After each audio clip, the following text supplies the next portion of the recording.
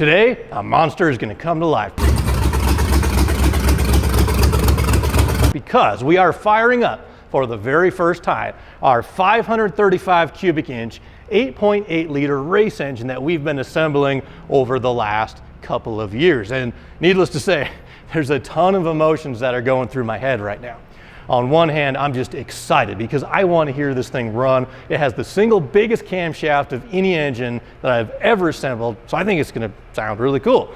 Number two, I'm feeling nervous because anytime you start up an engine for the first time, there's a million little things that could go wrong or issues that could reveal themselves.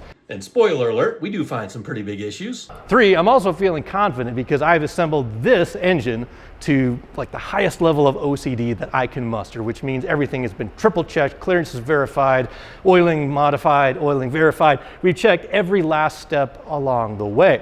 And then four, I'm just feeling a little bit under the gun because here's the thing. It is right now the 14th of May, Siri's listening to us, and in a little over 2 weeks, we are going to be headed to Mega Week, which is a 1,200 mile week-long drag and drive event where we're going to try to set an 1150 average on a completely brand new untested setup on low boost. Now, that's just a really long way of saying I've got a ton of work to do, so the best thing for me is just to shut up and get to it. All right, so first things first, we're going to rob some parts off of this because my injectors are getting cleaned. They'll actually be here tomorrow, but we're on our deadline. I'm impatient. I want to hear this run. So I think these will actually fit. These are like 50-pound injectors. Definitely not a long-term solution, but at least will let us start the engine and hear it run.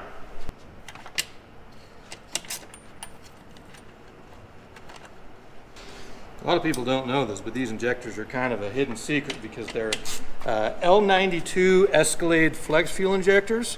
They're actually quite inexpensive and good quality, and they flow like 50 pounds an hour. So for like a naturally aspirated LS swap, great value for money.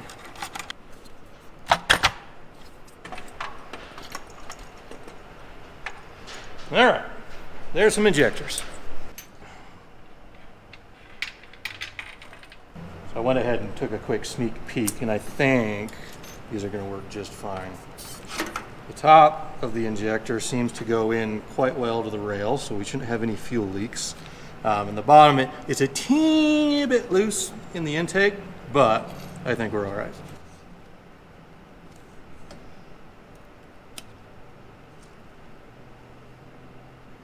And again, this is all temporary until my good injectors come back, which should be tomorrow. Oh yeah, we are golden. Awesome.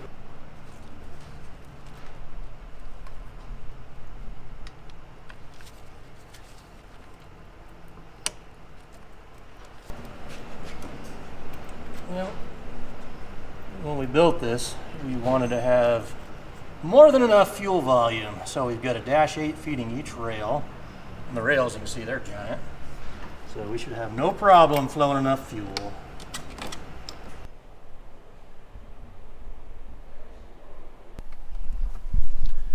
All right, so we got the injectors in. We did a quick leak check. We primed the fuel system so we don't catch ourselves on fire. We have a new tune loaded up that's going to account for the changes for the larger engine and, of course, the smaller injectors. Again, temporary.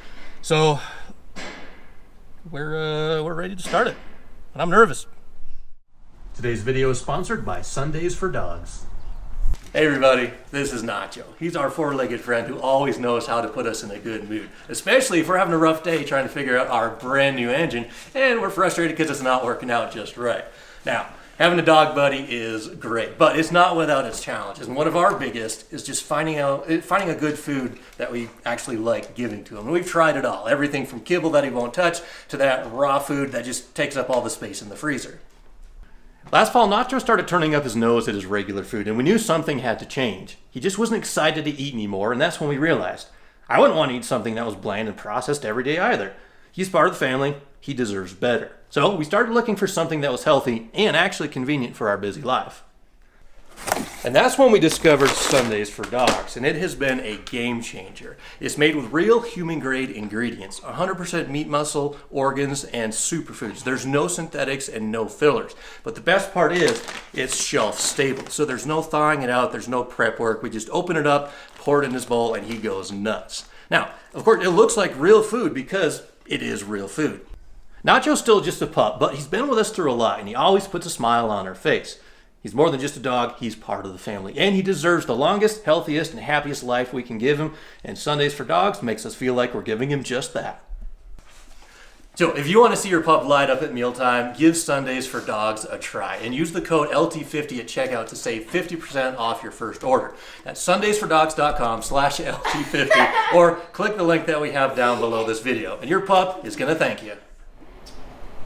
I'm going to start it up and try to start heat cycling it if it all runs. Just keep an eye out for things falling off or out or fluids or any of that. Probably need a fuel pump relay.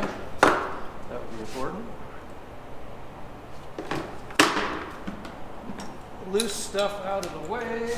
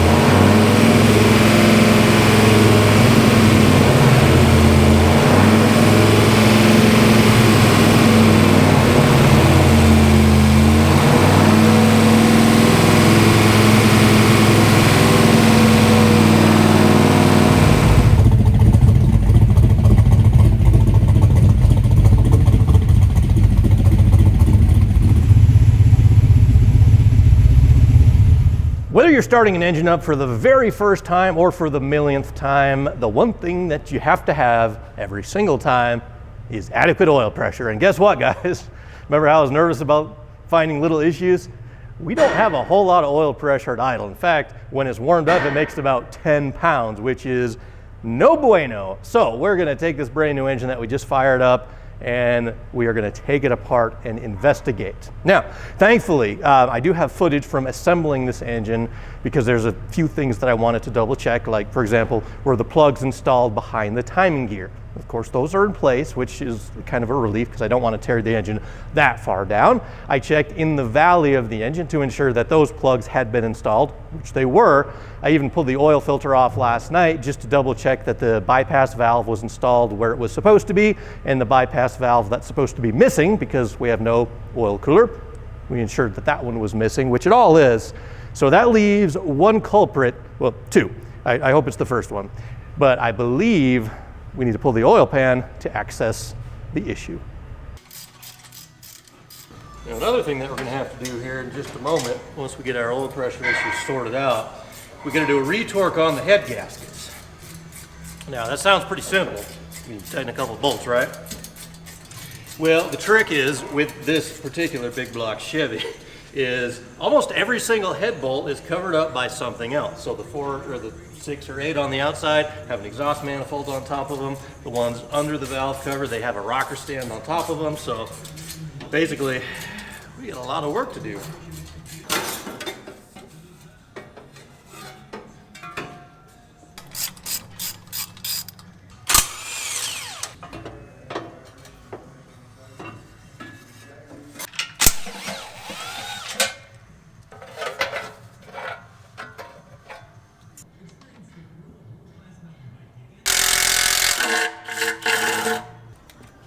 Now the good news is, we're not doing this for nothing. I did happen to notice a slight oil pan leak up front anyway, so we at least have to do this much.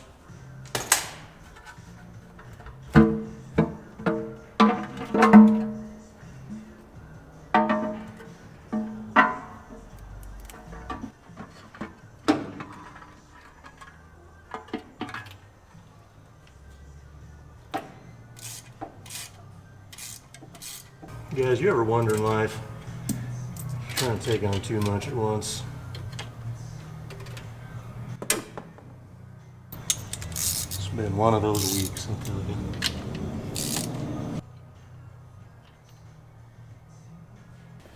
So there's a part right here in the cover of this oil pump called an oil pressure bypass or pressure relief valve, and I am hoping and praying that that is our problem.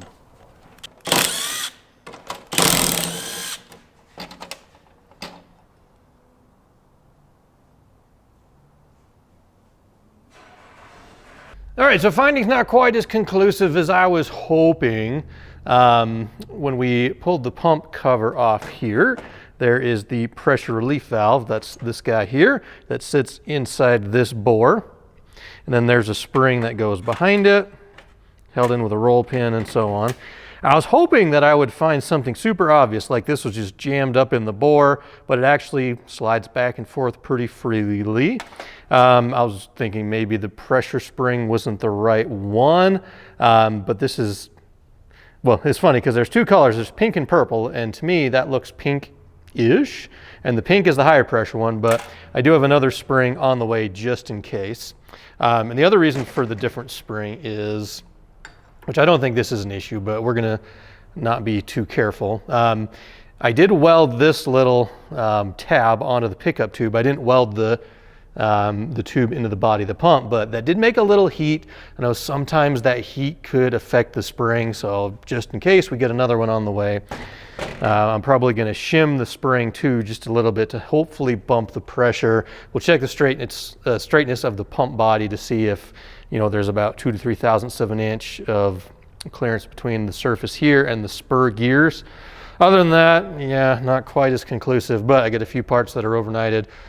And I also have an actual oil pressure gauge rather than just using the cluster, just on the off chance that that's not super accurate, but still not feeling great. The next option involves pulling the transmission out. So once our parts show up tomorrow, we'll get this thing put back together, test it again, and then make a determination from there.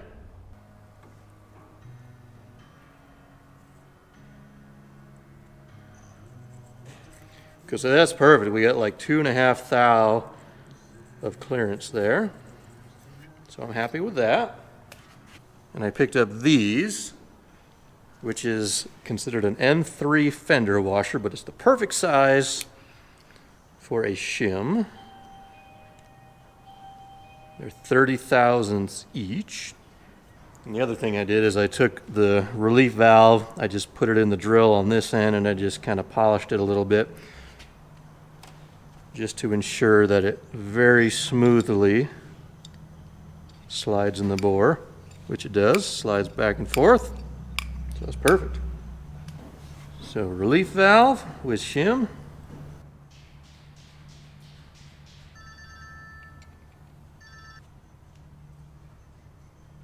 Just need to have you tap this drift pin in while I hold this spring all the way.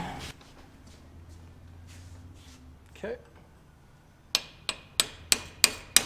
There we go.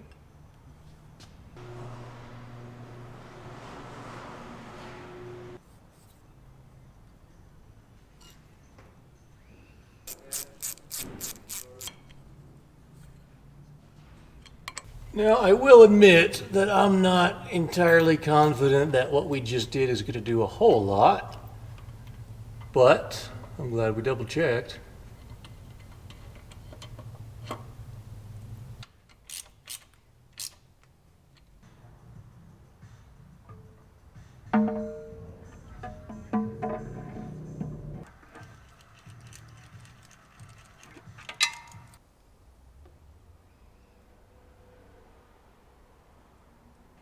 All right, so we have the oil pan back together, the starter's on, and a few of the lines are tidied up. I didn't put the rest of the exhaust in because no matter what happens after we start it up here in a second, I still have to take a bunch of stuff apart, whether that is to remove the turbo setup so I can retorque the head gaskets, or if I have to pull the transmission out for another oiling mod, which I don't want to do, but guys, I'm 10 to 20% confident right now that the changes that we've made are going to give this thing oil pressure. But the other thing I did we got ourselves like a mechanical test gauge on here rather than just relying on the instrument cluster, because who knows, maybe by some weird coincidence the oil pressure sending unit stopped working. Probably not, but at least this way we'll know for sure exactly what the pressure is.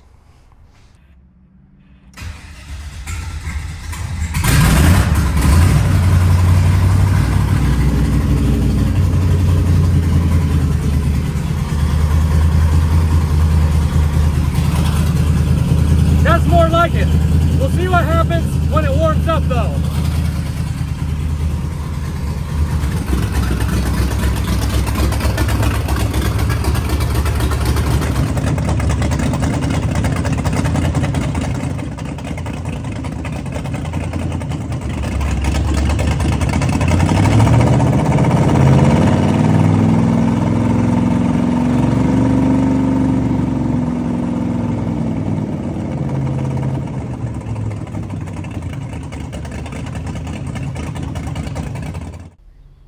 Tell you what, guys, days like today, I'm thinking, why didn't I just build an LS? Everybody builds LSs for good reason. They're reliable, they're easy, they're like Legos, you can snap it together, and everyone has already scienced out all the little issues, where using a Gen 7 big block Chevy is kind of an oddball to begin with, and then we're using an aftermarket block and a somewhat unique combination of parts that not a lot of people have actually done before. So we get to be the R&D team, and that sucks when we have a race deadline that's coming up in like 2 weeks.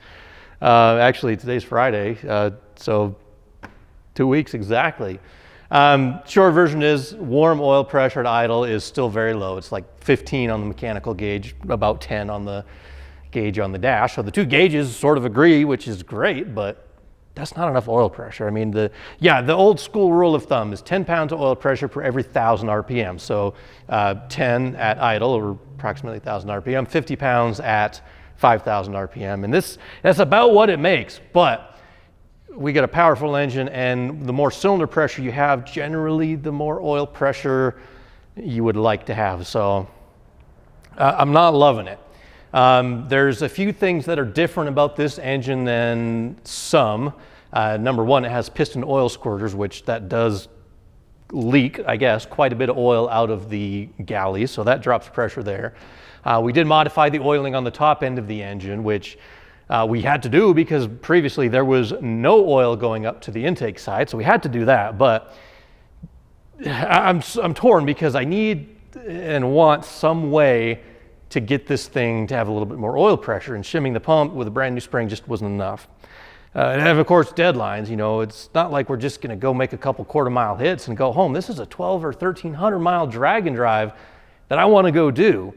And I'm not feeling great about a brand new engine that's, quite honestly, for me, this engine represents a huge amount of money for me. It, you know, may not be the most expensive thing in the world, but I don't wanna risk it just to try to go to a race when it maybe is a labor-intensive but inexpensive fix. So anyway, I'm torn right now, but I do have one more thing that I'm gonna try. I kind of mentioned this a little bit earlier. These guys right here, these are called oil restrictors, and what they do is they install in the oil galleys here and here. These are the ones that feed oil through the lifters and then ultimately up the push rods and through the rocker arms and stuff like that. After doing the oil mod on the solid roller lifters, I did notice that there was quite a lot of oil volume going up top. So we went from no oil on the intake to a ton of volume.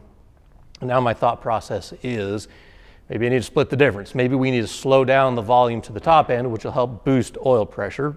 Obviously, pressure is a measurement of restriction.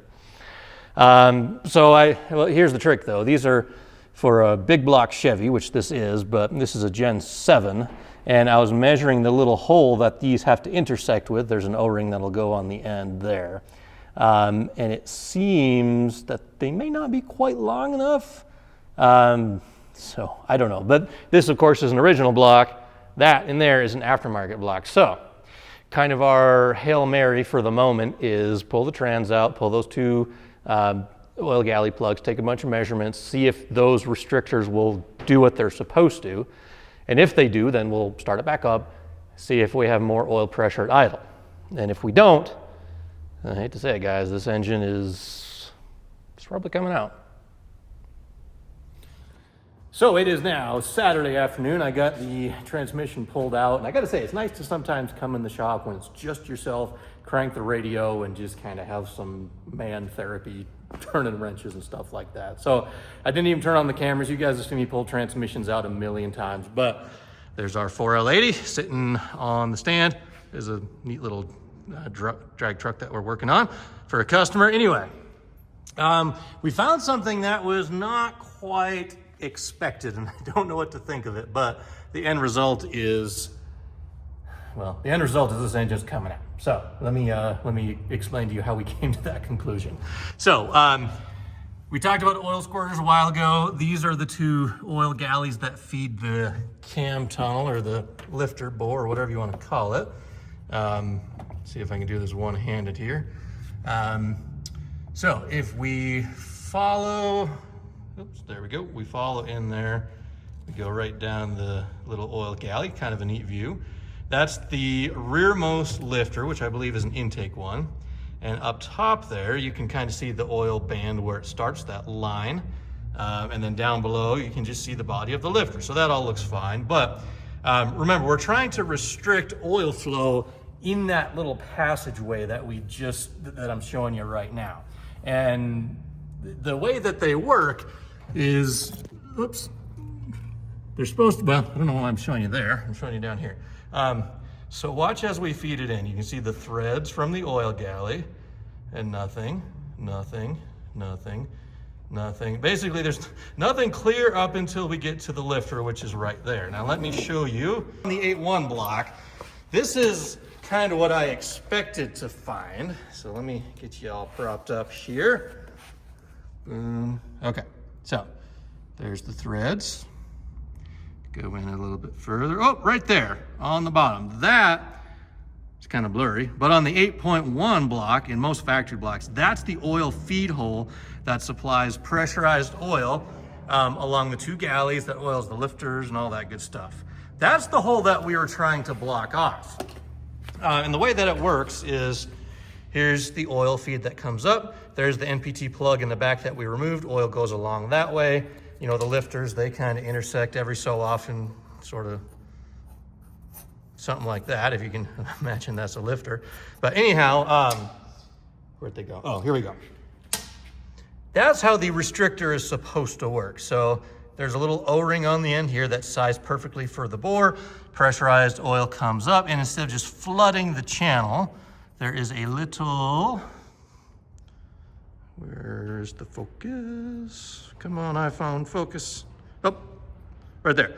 There's a little feed hole that comes out the end and basically limits how much oil goes back there. So this is a really long, roundabout explanation, but basically that's not how our aftermarket block oils. And if I'm kind of going back in the old brain archives here, I'm pretty sure that this one actually had an oil channel from each of the main webs, or underneath the main bearing, and it has individual channels that send pressurized oil up to the main galleys, rather than having a single feed on the back. Now, that's great and all, but that makes it so we can't restrict oiling with those two little restrictors that we wanted to. So, the simple short version of this whole story is what I'm trying to get at. I'm not going to run this engine like it is. 10 to 15 pounds of oil pressure at idle. It might last, but remember, the very first outing that we're trying to go on is a 12 or 1300 mile drag and drive with 5 days of racing, quarter mile pass after quarter mile pass. We're going to be beating the snot out of this thing, and if I have marginal oil pressure, that's a recipe for disaster. So the engine's coming out. Now, what I'm going to do when we pull the engine out is I'm going to more or less take it apart. And it'll probably be the next episode that you guys see, because I'm still working. I'm trying to make it to race week. But a couple different ideas. Number one, maybe I just need to block off those oil squirters, because I believe that's a big contribution to the low oil pressure. Because again, pressure is a measure of restriction. You're trying to contain that oil in a vessel with a bunch of controlled leaks. The controlled leaks are bearing clearances and oil squirters in this case in the valve train. But we have too many controlled leaks and not enough containment of the oil.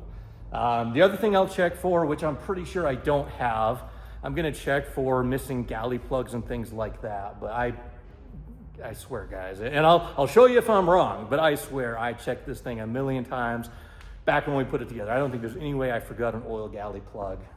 I know all the oil squirt nozzles are in place, but again, talking to good buddy Pat and just thinking this thing through, probably all 8 of those oil squirters is just too much of a controlled leak for this thing to maintain oil pressure. So I know a lot of performance engines run without oil squirters, so maybe that's what we gotta do.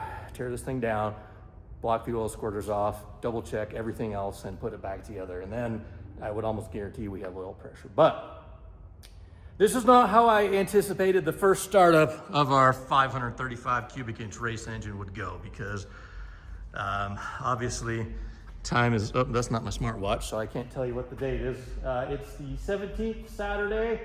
And here's my real deadline. Race week does start the 31st of May, but there's a test and tune at the local drag strip, which that's kind of like my drop dead date. If I can't make it to test and tune, I have a hard time justifying a 600-mile drive to Kansas to start race week without a test on this combo. So, oh guys, let me tell you what, next couple of weeks, they're gonna be exciting. Thank you for watching. Come back soon to see how we fix this.